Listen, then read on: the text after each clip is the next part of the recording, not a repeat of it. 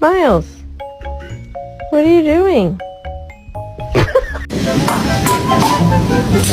Hi, Finkel. You got killed there. No running on the road.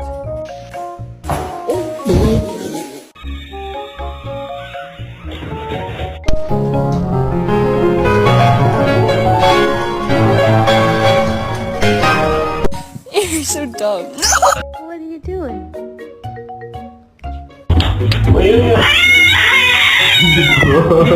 Warrior.